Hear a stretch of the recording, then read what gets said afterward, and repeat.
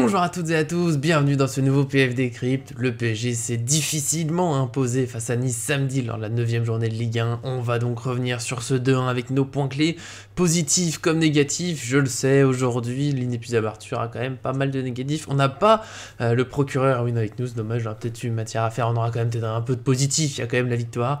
Mais je sais, Arthur, que tu étais heureux à 10 sur 5 avant le match, à 2 sur 1 pour certains, mais c'est moins rigolo. Et j'imagine que c'est bien retombé aujourd'hui. Oui, bah après avec l'analyse à chaud, le fait de revoir le match, le fait d'être dans les statistiques, les articles, etc. C'est sûr que ça réveille certaines choses, ça permet d'y voir aussi un petit peu plus clair. Du coup, oui, je suis un peu fâché par rapport à ce match, mais après voilà, je vais pas tirer, comme d'habitude, tu me connais, je vais pas tirer de conclusion non plus sur une seule partie. Non, on va pas dire seulement qu'ils sont nuls, mais tu l'as dit, tu es fâché. On est même plus chafouin, c'est au-dessus. Arthur est fâché, attention. Préparez-vous, mais avant de démarrer tout ça, n'oubliez pas bien sûr le petit j'aime sur la vidéo pour nous soutenir quand on regarde des PSG Nice, alors qu'en ce moment, c'est compliqué, les PSG Nice, depuis plusieurs années, on sait pas pourquoi. Et puis bien sûr, abonnez-vous en activant la cloche pour ne rien manquer de nos vidéos. C'est parti pour ce débrief, on va essayer de trouver quand même du positif, mais là je vais laisser la parole à Arthur pour le premier point clé, je sais, je me doute, c'est un peu négatif, je le connais, il est fâché, dis-nous pourquoi. Bah écoute, j'ai sélectionné quelques petites choses que voilà que j'ai mis dans l'article des chiffres du match, notamment bah on va commencer tout de suite par la question qui fâche un petit peu, c'est le positionnement des joueurs. Alors pour avoir analysé un petit peu tous les matchs depuis le début de saison, je retrouve jamais vraiment le même dispositif à la fin du match. Alors bien sûr, on dira toujours qu'on s'adapte à l'adversaire et que c'est Oui. hyper important et c'est hyper important voilà que les joueurs soient intelligents dans leur jeu.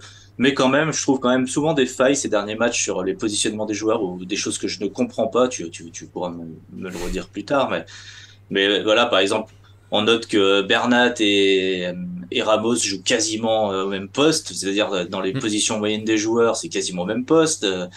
Fabian Ruiz et Marquinhos quasiment au même poste. Et Mukiele et Hakimi quasiment au même poste. Et Les Kiki 3 de Messi, 2 ouais. Ekitike, Messi et Vitinha au même endroit aussi dans les positions moyennes des joueurs. Il y a que Neymar qui est un petit peu excentré à gauche. Donc moi je suis parti, pour moi c'est un 6-4 un petit peu que Galtier a mis en place ou en tout cas qui s'est. Et puis voilà, si Neymar prend ce petit côté gauche et que bah, du coup on va voir sur l'autre graphique Paris joue beaucoup plus à gauche, ça paraît logique. Neymar lui prend son côté gauche largement. Alors on va dire que le côté droit est encore très faible, 21%. Hakimi fait un match avec voilà beaucoup de pertes de balles. C'est Mm, pas un match avec voilà je crois 75% de réussite à la passe. Hakimi pas grand match. Pourtant il a vraiment le boulevard devant lui. Il a personne pour le gêner. Il a pas de Messi sur le côté droit. Il a pas toutes ces problématiques et il est joué extrêmement bas sur ce match. Je pense que ça a manqué de déséquilibre du côté parisien. D'ailleurs, Nice en a profité, a beaucoup attaqué côté gauche, donc du coup côté Hakimi, côté Mukiele. Et voilà, c'est là où ils ont mm. fait un peu plus mal. Ils ont beaucoup moins attaqué voilà dans l'axe parce que forcément à Paris c'est un peu bouché et puis à droite parce que bah, il faut pas se le cacher. Ramos, il a fait un gros match et je pense que ça s'est ressenti un petit peu dans les attaques niçoises. Donc pour moi, voilà, c'est vraiment cette problématique, c'est les joueurs. C'est bien beau de jouer proche, de combiner, etc. Mais voilà, quand ça veut pas passer, quand il y a pas d'occasion, il faut savoir écarter. Il y a Hakimi d'un côté. Hakimi, c'est un très grand joueur. Bernat, il a été sous-utilisé. Il joue Oui, très bas, presque la position la plus basse sur le terrain. Voilà. c'est Et puis fou. ça, voilà, ça va aller avec mes deux autres graphiques que j'ai sélectionnés. Il y en avait d'autres, mais j'ai pris ceux-là et qui me fâchent beaucoup. C'est bah, les passes vers l'avant de plus de 10 mètres dans le camp de Nice, donc des passes qui sont Oui, censées faire quand on avancer le jeu. attaque. Voilà, c'est ça. Quand on attaque, ils sont censés faire avancer le jeu, aller vers l'avant, etc. Et qu'est-ce qu'on retrouve? On retrouve, ben voilà, un Messi, un Neymar à des hauteurs habituelles. Généralement, des fois, enfin, ça peut être un peu plus, mais ils sont à 8 et 9, 8 pour Neymar, 9 pour Messi, ce qui est pas mal. Mais du coup, après ça, presque le néant. Il reste Ramos, Ramos avec 5. Quand on sait que Ramos a réussi 6 passes enfin 6 passes dans la profondeur, 6 passes longues dans la profondeur sur 7, on sait que Ramos a réussi un petit peu lui à faire avancer le jeu, mais les autres, hein, les milieux de terrain, Hakimi, Bernat, bah écoute, j'ai trouvé ça vachement pauvre. J'ai trouvé que le jeu tournait au milieu de terrain, qu'il n'y avait pas beaucoup de solutions, et puis bah du coup ça s'explique potentiellement, on le verra dans mes top et flop ou dans les tiens, par Ekitike, mais ça on verra tout à l'heure. Et puis le dernier que j'ai utilisé, c'est les pressings réussis, les pressings ratés. Voilà, si vous voyez le graphique à l'image, ça fait beaucoup de rouge. Le rouge, ça veut dire que les pressings ont été ratés. Donc Et vous c'est voyez beaucoup. beaucoup de rouge en grande proportion et évidemment ben c'est une vraie problématique parce que ça veut dire que Paris a joué à contre-temps. Et voilà, si Paris n'attaque pas vraiment, va en défense, joue à contre-temps, donc ne récupère pas assez le ballon et n'a pas assez finalement de possession dans des zones importantes, pour moi c'est hyper, ça reste des matchs très compliqués. Et là, si je suis un peu fâché, c'est parce que ça se reproduit. Après Lyon, après la Juve, voilà, après il y a plusieurs matchs comme ça. Après il y avait eu Monaco aussi, même si Monaco, il y avait quand même eu plus d'occasions pour Paris, plus de malchance, on va dire, devant le but, alors que là, il y a eu très peu d'occasions, finalement. Oui. Donc, voilà, je crois te l'avoir dit pendant le match. On attendait que Mbappé rentre pour faire la différence, je l'ai dit. Et il est rentré, il a fait la différence. Voilà, tout le monde s'est enflammé sur la différence faite par Mbappé, mais on le verra. D'autres pas, enfin Vitinha et Mukele notamment ont fait une très très belle action pour justement mettre ce but. Et je pense que Clairement. il faut pas oublier que c'est pas Mbappé le sauveur du match. Le sauveur du match, c'est la montée de Mukele qui a pas fait un match extraordinaire, mais qui a été là pour faire ça. Et la remise de Vitinha est très belle, parce qu'après le but de Mbappé, tranquille. Oui, oui, c'était le plus, hein, même si bon, bah, le but, faut le mettre. Surtout qu'il y a eu peu d'occasions, et moi, avant de faire tous ces graphiques, j'avais préparé le plan clé, on se retrouve, hein, j'avais noté un jeu offensif moins clair, des pistons pas assez utilisés, un pressing inconstant, et du coup, ce PSG qui devient un peu plus flou, alors qu'on était content au début de saison, tout n'était pas parfait, mais voilà, on avait l'idée de jeu qui se dessinait, on avait enfin les côtés vraiment utilisés, je le disais, un piston décisif à chaque match, et là, c'est en train de retomber, tu l'as dit, ça fait quelques matchs que c'est un peu moins bien. Je trouve qu'avant la trêve, c'était, on va dire, une période du match qui était moins bien. Ça peut être 20 minutes, 30, mais globalement, il y avait quand même du positif. Là, sur ce match-là, bon, bah, il est gagné. Le PSG n'a pas été en difficulté tout le temps, mais c'est clair que c'était un très petit PSG, on va dire, collectivement. Voilà, je trouve ça décevant. Alors, je pense qu'on pourra parler du fait que les doublures sont pas tout à fait intégrées. Tu as nommé Ekitike, qui est clairement, voilà, on va dire un peu perdu. Je trouve qu'il y a eu deux trois choses intéressantes, mais globalement c'était très brouillon.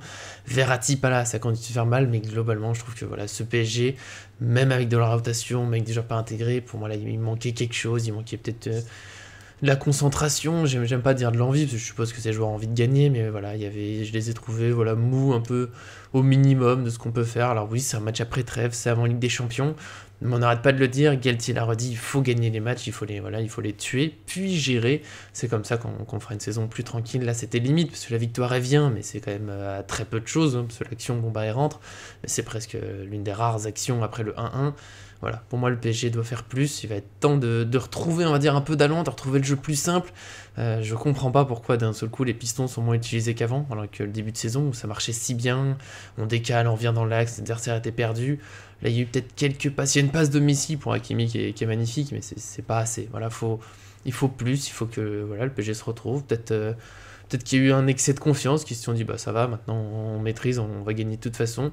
C'est un peu dur. Moi, j'ai toujours du mal à comprendre une équipe qui joue moins bien qu'avant, voilà, qui a l'air d'oublier ce qui marchait si bien. Voilà, moi c'est là où j'en suis. C'est vrai que je suis un peu fâché aussi, parce que j'aimerais bien que le PSG voilà, se réveille. Parce que pour l'instant ça va, les victoires sont là, mais ça commence à être que du un but d'écart. C'est un peu compliqué. Voilà, il faut mieux. Non, non, mais clairement, je suis d'accord. De toute façon, on le sait, on en a déjà parlé un petit peu avant. Oui, ce PSG-là, je comprends pas trop parce qu'il y a tout il y a tout vraiment tout pour réussir. Quelque part, Neymar n'a pas fait un super grand match comparé à son début de saison, mais bon, avec 102 ballons, quand même des passes vers l'avant, des occasions créées, c'est pas si mal que ça. Messi fait une bonne partie du match à un très haut niveau, mais se relâche aussi quand même pas mal. Il y a un long moment en deuxième période, on le voit pas beaucoup. Donnarumma fait zéro arrêt. Donc voilà, Bah, il n'y a c'est pas beaucoup de enfin, frappes cadrées. voilà, il a arrêté des ballons, hein, mais je veux dire, quand on parle arrêt, c'est vraiment, voilà, frappe cadrée, gros arrêt, il doit se plonger, il doit attraper le ballon. Sur le but, il touche pas de ballon, donc du coup, il y a rien. Marquinhos, j'ai trouvé plutôt pas mal, Ramos, j'ai trouvé plutôt pas mal, Mukiele, finalement, sur l'ensemble du match, que si je regarde que la première mi-temps, c'était un peu léger, mais sur l'ensemble du match, j'ai trouvé plutôt bon. Individuellement, contrairement à l'année dernière, où je trouvais qu'individuellement, ça pêchait, je trouve que individuellement, c'était pas mal. C'est tactiquement que je trouve que le PSG espère, et espère tactiquement souvent quand il y a un, deux éléments, on va dire, titulaires, habituels dans l'équipe, le rouage est brisé, et qui sont pas là. Tu l'as dit, Verratti n'est pas là. Ça fait Ça mal. change tout, ça change vraiment tout. D'ailleurs, l'hommage de Galtier sur Free, sur la Mhm. chaîne YouTube de Free est quand même assez fou. Hein, je veux dire, Mhm. quand il parle de Verratti, voilà, il parle de joueur de classe mondiale, il parle de un des plus grands joueurs, etc. Il le compare même le Messi du milieu de terrain. Voilà, donc tu vois, c'est pour dire à quel point Verratti est important pour lui. Et à chaque fois, il revenait en disant oui, mais on est content de ce qu'a fait Fabian Ruiz. Mais voilà, C'était quand pas pareil. on lit, voilà, quand on lit à travers les lignes, oui, je suis content de ce qu'a fait Fabian Ruiz, mais c'est pas suffisant Et je pour pense jouer à la que place de ça joue Verratti. sur le match de Neymar d'ailleurs, qui est venu Ah plus ben, bas, qui a du... je pense que ça joue énormément. Tu sais, Fabian Ruiz, il a été très propre, hein, 94% de passes réussies, mais Mhm. aucune prise de risque, aucun changement de rythme. Alors, encore une fois, je le dis pour ceux qui vont vouloir m'attaquer ou j'en sais rien, je critique pas du tout le match de Fabian Ruiz. Je vais pas le juger sur ce match. Hein. Je sais bien qu'il va jouer peu, mais c'est une problématique du PSG. Il va jouer peu, mais est-ce qu'il va plus jouer? Quand on voit cette prestation-là, quand on sait que derrière c'est Verratti, que Verratti, on l'a vu depuis le début de saison, quand il est là, bah, il sort pas, il joue. Mhm. Est-ce que Fabien Ruiz va réussir à prendre du temps de jeu? Je pense que voilà, c'est un peu à l'image de Renato Sanchez. Je trouve que les remplaçants, à part Vitinha, au milieu de terrain, sont assez timides dans leur prise de risque, etc., dans le passe, dans les décalages. Et ça va pas jouer en leur faveur. Et du coup, comme ils vont avoir peu de temps de jeu, c'est le serpent qui se mord la queue. Et j'ai la même réflexion pour Ekiti qui est devant, que j'ai trouvé voilà volontaire, batailleur, techniquement pas trop mauvais. Il a fait des belles petites choses et tout. Mais Mais bon, il a un peu joué. brouillon sur, sur la fin de l'action. C'est ça, il a joué trois quatre ballons en haut à gauche, trois quatre ballons en haut à droite, trois quatre ballons sur l'axe du terrain à droite, dans l'axe sur la ligne médiane, Mhm. trois quatre ballons. Voilà, il a touché en gros ces ballons un peu de partout sur le terrain, comme l'aurait fait un Neymar par exemple, qui bouge beaucoup sur le terrain. On demandait à Ekitike plus de présence, mais il avait fin de ballon, il voulait toucher le ballon. Mais du coup, ça crée un déséquilibre aussi tactique à cet endroit-là. C'est-à-dire que si l'attaquant n'est pas devant, les latéraux, bah, ils sentent pour qui? Ils sentent pour personne. Messi joue quand même assez bas sur le terrain et Neymar, bah, on le voit, c'est pas un joueur non plus de surface. Donc il y avait un équilibre à trouver qu'ils ont pas trouvé avec Ekitike. Lui, pour le coup, encore pire, je pense qu'au milieu de terrain, il va vraiment très rarement jouer. Il va prendre la place de personne dans cette attaque, malheureusement, pour certains peut-être, mais il va prendre la place de personne. Ce qui fait que du Mhm. coup, il doit saisir les opportunités. C'est ça le PSG aujourd'hui. Et Ekitike, il doit saisir l'opportunité. Et en l'occurrence, dans ce match-là, c'était léger, c'était 25 ballons, c'était pas d'occasion, presque pas de présence dans la surface de réparation. Des joueurs du PSG en face de lui qui l'ont pas non plus trop servi. Donc voilà, globalement, la rotation a du bon pour faire reposer les joueurs, mais clairement dans le jeu, on voit clairement On une perd. différence. Euh, on perd énormément. Voilà, tu sais qu'en ce moment, je suis pas super fan d'Mbappé et tout, mais son entrée en jeu, c'était pratiquement sûr que ça allait apporter quelque chose. Il touche un ballon de plus que Ekitike en 30 minutes, alors qu'Ekitike en a fait Ouais, 60. ouais, ouais. C'est dire l'impact que va avoir un tel ou tel joueur, et puis voilà, la vitesse qu'il va mettre là, la présence dans la surface de réparation, et plein d'autres choses. J'ai un peu peur avec cette rotation où je trouve quand même que les remplaçants, si vraiment il n'y a pas quelque chose qui se crée avec Galtier, qui arrive à les faire jouer beaucoup plus, les mettre vraiment beaucoup plus dans le rythme, j'ai peur vraiment que ce soit en fait des faire-valoir et que ça soit très compliqué les moments où on doit se passer finalement de titulaire et qu'on se retrouve comme on s'est retrouvé plusieurs saisons auparavant, c'est-à-dire Verratti n'est pas là, c'est Fabien Ruiz qui le remplace, mais c'est moins bien. Mbappé se blesse et c'est Ekitike qui doit rentrer et c'est moins bien et j'ai peur qu'on en arrive là en février quoi.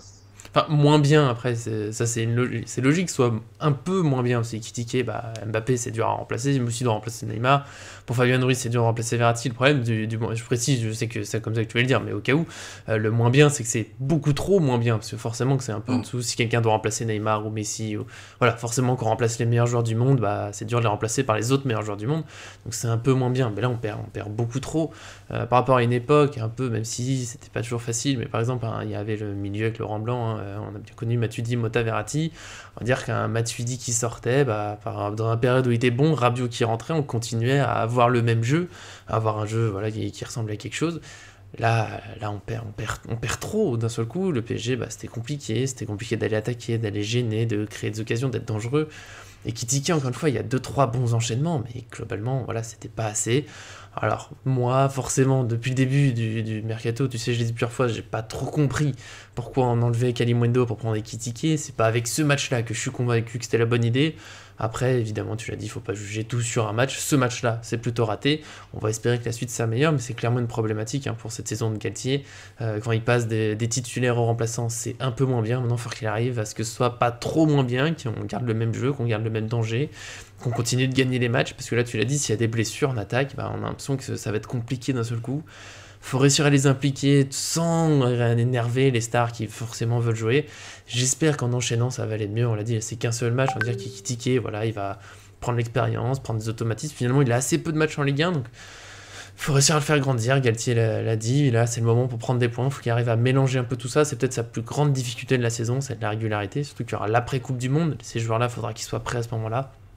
C'est là où ce match n'est pas forcément super rassurant, mais on va dire que voilà, c'était que celui-là, on va rester un petit peu optimiste. Je sais pas si tu veux rajouter un peu sur ce problème. Juste un tout petit truc. C'est difficile, hein, ce que je dis. Voilà, le Mm. côté fâché, je vois aussi de ton côté, c'est difficile parce que il n'y a pas de raison de juger des joueurs qui n'ont pas beaucoup joué, qui tiquaient, c'était 72 minutes avant ce match. C'est très Mm. difficile de rentrer dans une équipe comme ça. Galtier, t'as pas trop envie de le juger parce qu'en même temps, bah, moi, je serai entraîneur, j'ai Verratti, je le mets sur le terrain. Tu vois ce que je veux dire?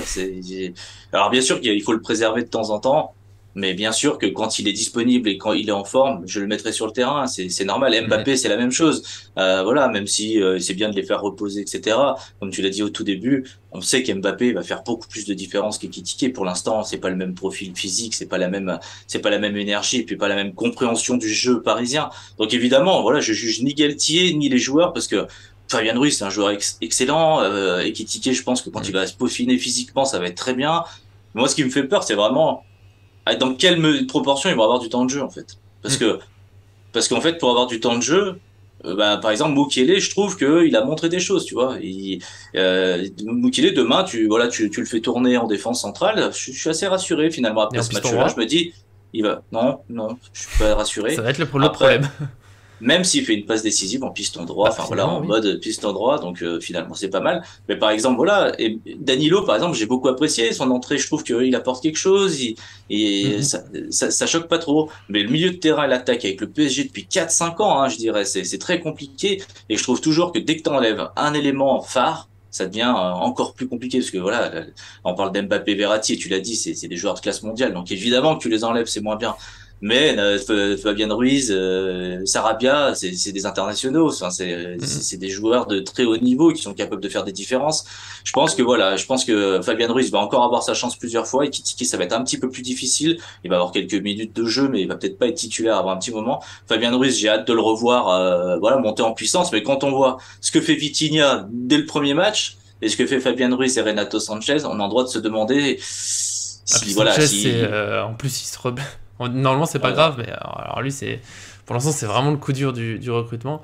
Je te c'est comprends que mais c'est compliqué. juste qu'avec tout ça, je me suis dit peut-être que c'est là le problème de l'avant-trêve où le PSG a pas tué les matchs, a pas été à 3-4-0 pour justement faire tourner un peu plus et commencer à intégrer ses joueurs. Je pense que Galtier, quand même, bon, bah, il est pas au hasard, je pense qu'il réfléchit, il sait bien qu'il faut qu'il arrive à les intégrer. Il faut aussi qu'il gagne les matchs, hein, il l'a dit, je trouve que c'est en conférence de presse, il a dit c'est la période pour prendre des points, donc forcément il met la meilleure équipe, il faut gagner les matchs. Il faut aussi qu'il arrive à intégrer ses joueurs, on le redit, Ekitike, Fabien Ruiz, Solaire qui est toujours pas joué, Sarabia qui joue aussi très peu, mais il a joué en début de saison quand il n'y avait pas Mbappé, depuis il a un peu disparu. Faut qu'il arrive à les faire jouer, faut qu'ils aient les automatismes, faut qu'ils sachent quoi faire, faut qu'ils soient en confiance. Ça va être la grande difficulté. Je pense qu'il serait bien aidé de voir l'équipe type, on va dire, bah, tuer les matchs assez vite pour les faire jouer. Parce que clairement, là, on a vu commencer avec eux titulaires, avec eux, même si encore une fois c'est des bons joueurs, mais commencer avec, on va dire, Ekitike et Ruiz, on va ajouter Solaire, pourquoi pas, qui commencerait. Bah, on peut déjà se méfier d'un PSG, voilà, un peu moins bon, un peu moins tranchant, qui va peut-être se retrouver en difficulté. Alors du coup, la fin de match, elle va être tendue. Ça va être tentant de les mettre, de mettre l'équipe type tout de suite, mais par contre, faut qu'elle tue le match, sinon bah, ça casse un peu le plan de les reposer. Voilà, je pense que c'est la grande difficulté du PSG cette saison, ça va être d'intégrer tout ça. On l'a vu sur ce match, après attention, là on est un petit peu, voilà, t'étais fâché, on est un petit peu chafouin, du moins bien. On va pas non plus tirer la sonnette d'alarme, le PSG a toujours des grands joueurs, il y a une belle équipe, bel effectif, les victoires sont là, le PSG est premier. Mais voilà, on a trouvé, voilà, après un début de saison, on va dire presque idyllique, des 5-0, enfin 7-1, voilà, ça, tout se passait super bien. Bah, l'adversaire s'est un peu adapté, et maintenant il y a le calendrier qui s'enchaîne, on voit les premiers problèmes, donc on espère qu'il y aura des solutions. Pour moi, on a fait globalement le tour du match, je sais pas si on rajoute quelque chose, on n'a pas trop. Bah, t'as parlé vite fait de Messi, alors il met un super coup franc, grand match, mais c'est vrai que le point clé pour moi du match, bah, c'était ça globalement, c'est cette gestion à trouver au PSG. Oui, oui, non, mais si je vais rajouter quand même voilà, pêle-mêle des petits top et flop. Alors, mes deux tops Mhm. du match, c'est Ramos et Messi. Parce que je trouve que Ouais, finalement, ben, voilà, 35 et 36 ans, ben, ça reste des tauliers. Et petit à petit, ils montent en puissance. Alors, on me dit, oui, mais on les attend, Ligue des Champions au mois de février. Mais en même temps, s'ils sont déjà tauliers en octobre, bah, c'est rien pas plus mal. n'empêche de monter en puissance et d'être vraiment, vraiment au top. Parce que Messi, il a été très bon, mais il a quand même eu un gros moment de creux dans le match où on l'a Mhm. plus du tout vu, etc. Et Sergio Ramos, ben voilà, il monte en puissance à chaque match. En fait, chaque match, il retrouve un peu de son physique, il retrouve un peu de sa confiance. Il est de plus en plus influent, donc c'est de plus en plus intéressant. Et puis je vais terminer donc par un double flop top. Voilà, donc Oh, c'est Mukiele, Vitinha qui étaient des flops pour moi, selon moi, au début du match. oui. J'étais assez inquiet. Je me suis dit, oh non, Vitinha, c'est la première fois que je suis déçu. Et tous les deux ont réussi au fil du match à monter en puissance. Et Vitinha m'a prouvé que par ce match, qu'il pouvait très bien avoir des zones de creux, mais que c'est pas le genre de joueur, si t'es mauvais au début du match, t'es mauvais à la fin du Oui, c'est match. fini. Vitinha, il a progressé dans son match, il a remis des choses dedans, il a remis de l'intensité, il a remis de la qualité de passe, voilà, il s'est assuré à ce que ce soit plus propre. Et il a été finalement très bon sur la deuxième partie du match. Et du coup, pour moi, Vitinha, encore une fois, coup de cœur, quoi. Ah bah ça me plaît, toujours un coup de cœur. C'est vrai que le début pour lui était compliqué, après c'était mieux. J'ai pas encore choisi pour l'analyse fait marquant, demain ce sera le but encaissé, le deuxième but du PSG, si vous voulez dire dans les commentaires ce que vous préférez. Si toi Arthur tu vas me dire ce que tu préfères, le but pris, parce qu'il y a des débats sur pourquoi on a pris le but, là le but marqué, il y a des choses en dehors de la frappe de Mbappé comme tu l'as dit. Voilà, je cherche un peu tout ça, voilà, c'est les petits tops. Mukiele, c'est mon petit top du match parce qu'il a été mieux, alors que beaucoup de gens, voilà, c'est là où non. Ouais, j'ai envie de nous faire des compliments. Bah, Ekitike, on dit qu'il est moins bon, pour l'instant, c'était pas top, mais ça peut aller mieux. Mukiele, certains l'ont vite enterré. Bah, il a montré déjà que ça va mieux. Alors attention, ça allait mieux en défense, tu l'as dit très rapidement. Quand je te l'ai proposé de mettre doublure piston droit, on garde des petits doutes, même si cette action, finalement, du deuxième but, bah, il joue comme un piston droit un peu dessus, donc c'est quand même que ça doit être possible. De toute façon, il faudra une doublure pour Hakimi, mais voilà, ça fait du bien. Lui, ça va un peu mieux, et on va dire qu'il ne fera pas une saison ratée, un gros flop, machin. On a de l'espoir pour lui. Messi, forcément, bah, il y a le premier coup franc au PSG, ça fait du bien, il est beau, ça fait plaisir, c'est au Parc des Princes, voilà, ça c'est un peu festif, ça permet de gagner le match aussi, mine de rien. Et à part ça, bah, c'est vrai que le match, bon, bah voilà, il est gagné, c'est déjà ça. Et je pense que tout simplement, maintenant, je vais vous demander à vous bah, de dire si vous avez voilà, des points clés dans ce match qu'on n'a pas soulevé, des choses qui vous ont marqué, dont on aurait pu parler, bah, on en parlera en commentaire, toujours avec plaisir. Et dans tous les cas, on se retrouvera très vite dans une nouvelle vidéo, sauf événement exceptionnel, ça sera cette fameuse analyse d'un fait marquant, le but pris, le but marqué, les deux, mais après ça peut faire long pour tout analyser, voilà, dites-moi ce que vous préférez, en tout cas abonnez-vous pour ne rien manquer, et puis bien sûr, merci à Arthur d'être venu, même s'il était fâché, mais bon, déjà je le vois avec le sourire, ça fait du bien, quand on est fâché on parle un peu, puis après ça va mieux, Ouais, mais ça s'appelle l'exigence à la Paris fan. c'est vrai. Déjà, oui, deux petites choses. Bah, pour l'analyse, moi, personnellement, j'aurais bien vu justement cette stérilité au milieu de terrain avec beaucoup de passes de Fabien Ruiz. Sur le côté, Hakimi, Bernat, Mhm. qui ont fait beaucoup de passes latérales et en retrait. Mais ça va te faire, ça va te demander un travail Ça va me beaucoup demander trop 4 heures, conséquent. et la petite va pas être d'accord, faut me laisser 4 heures, donc non. Parce que oui, j'ai vu des séquences de 25-30 passes, voilà, qui tournaient autour Mhm. de quelque chose. Voilà, c'était compliqué. Et puis bien évidemment, fâché, mais Paris 25 points, tête du championnat, meilleure Mhm. attaque, meilleure défense, meilleur buteur, meilleur passeur, double meilleur buteur, double meilleur passeur, pardon, C'est vrai. excusez-moi, meilleure attaque d'Europe, j'en passe des superlatifs. C'est-à-dire, je suis fâché. Mais si j'étais un supporter d'un autre club, ça devrait peut-être être encore pire. Mais bon, dans le contenu sur le match contre Nice, voilà, je me suis basé sur ça. Sur la saison, bien évidemment, du PSG, c'est finalement très très propre. Nice non plus Oui. n'a pas été super dangereux. Et on a une Ligue 1 plutôt intéressante avec Marseille, je me permets, parce que Guendouzi l'a souligné, ils ont été leaders. Ça y est, pendant 24 heures, Marseille a été leader, bon voilà. Mais ça fait du bien d'un côté de retrouver un peu cette rivalité, c'est intéressant. Lorient, Lens aussi, gros début de saison, je suis pressé de les rencontrer, ça va faire des beaux matchs. Mais en attendant, Benfica évidemment, et puis plein de choses. Donc je le redis, abonnez-vous parce qu'on va être forcément très actifs. Et puis évidemment, merci à Guinaï pour le montage, c'est important aussi, sans lui, nous ne sommes plus rien. Et puis bien sûr, bah, merci à tous de nous suivre et à très bientôt sur cette chaîne.